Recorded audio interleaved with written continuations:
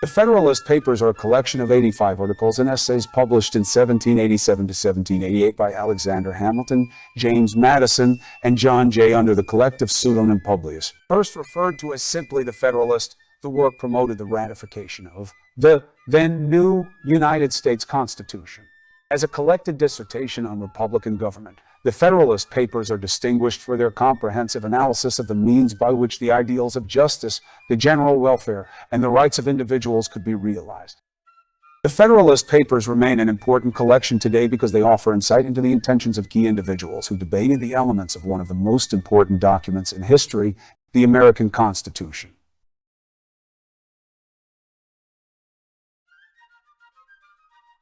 Federalist No. 3. The same subject continued, concerning dangers from foreign force and influence, for the Independent Journal, by John Jay, to the people of the state of New York. It is not a new observation that the people of any country, if, like the Americans, intelligent and well-informed, seldom adopt and steadily persevere for many years in an erroneous opinion respecting their interests. That consideration naturally tends to create great respect for the high opinion which the people of America have so long and uniformly entertained of the importance of their continuing firmly united under one federal government, vested with sufficient powers for all general and national purposes. The more attentively I consider and investigate the reasons which appear to have given birth to this opinion, the more I become convinced that they are cogent and conclusive. Among the many objects to which a wise and free people find it necessary to direct their attention, that of providing for their safety seems to be the first. The safety of the people doubtless has relation to a great variety of circumstances and considerations, and consequently affords great latitude to those who wish to define it precisely and comprehensively. At present I mean only to consider it as it respects security for the preservation of peace and tranquility,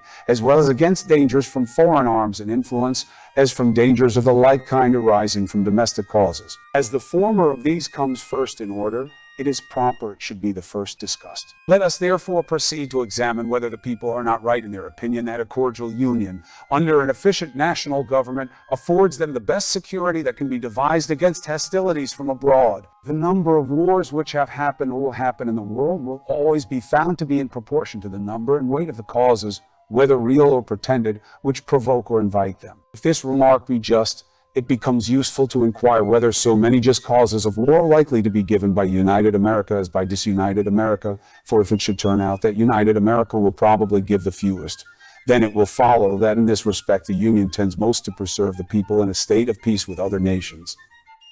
The just causes of war, for the most part, arise either from violation of treaties or from direct violence. America has already formed treaties with no less than 6 foreign nations, and all of them, except Prussia, are maritime, and therefore able to annoy and injure us. She has also extensive commerce with Portugal, Spain, and Britain, and, with respect to the two latter, has, in addition, the circumstance of neighborhood to attend to. It is of high importance to the peace of America that she observe the laws of nations towards all these powers, and to me it appears evident that this will be more perfectly and punctually done by one national government than it could be either by 13 separate states or by 3 or 4 distinct confederacies. Because when once an efficient national government is established, the best men in the country will not only consent to serve, but also will generally be appointed to manage it. For, although town or country or other contracted influence may place men in state assemblies or senates or courts of justice or executive departments,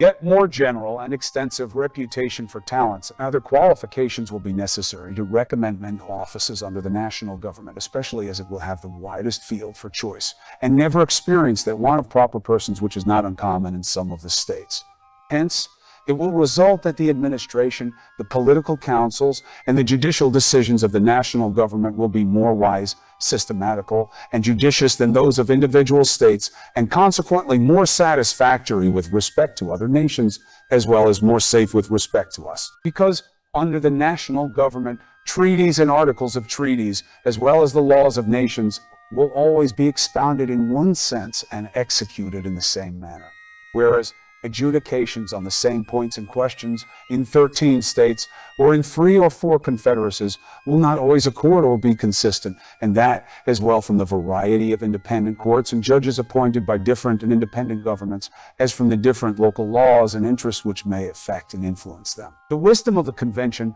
in committing such questions to the jurisdiction and judgment of courts appointed by and responsible only to one national government cannot be too much commended, because the prospect of present loss or advantage may often tempt the governing party in 1 or 2 states to swerve from good faith and justice, but those temptations not reaching the other states, and consequently having little or no influence on the national government, the temptation will be fruitless, and good faith and justice be preserved. The case of the Treaty of Peace with Britain adds great weight to this reasoning,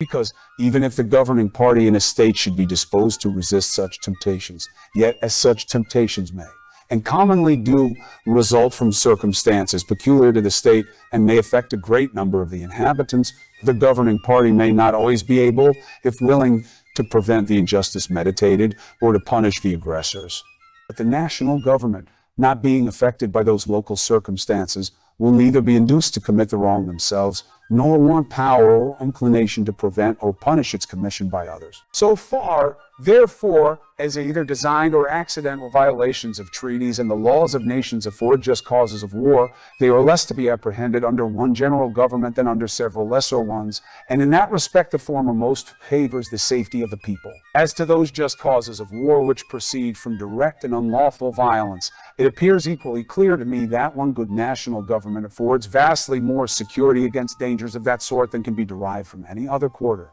because such violences are more frequently caused by the passions and interests of a part than of the whole, of 1 or 2 states than of the Union. Not a single Indian war has yet been occasioned by aggressions of the present federal government, feeble as it is, but there are several instances of Indian hostilities having been provoked by the improper conduct of individual states who, either unable or unwilling to restrain or punish offenses, have given occasion to the slaughter of many innocent inhabitants. The neighborhood of Spanish and British territories, bordering on some states and not on others, naturally confines the causes of quarrel more immediately to the borderers. The bordering states, if any, will be those who, under the impulse of sudden irritation and a quick sense of apparent interest or injury, will be most likely, by direct violence,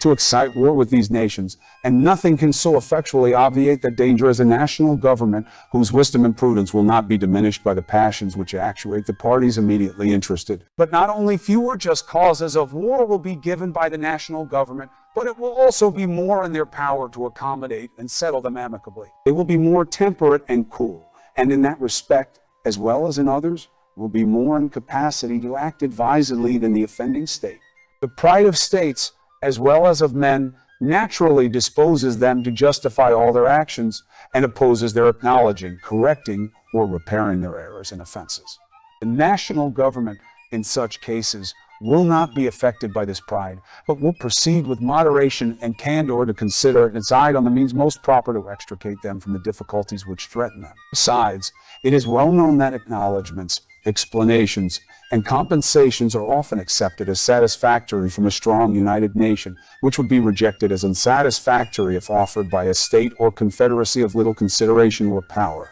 In the year 1685, the state of Genoa, having offended Louis XIV, endeavored to appease him. He demanded that they should send their doge, or chief magistrate, accompanied by 4 of their senators, to France to ask his pardon and receive his terms. They were obliged to submit to it for the sake of peace. Would he on any occasion either have demanded or have received the like humiliation from Spain or Britain or any other powerful nation?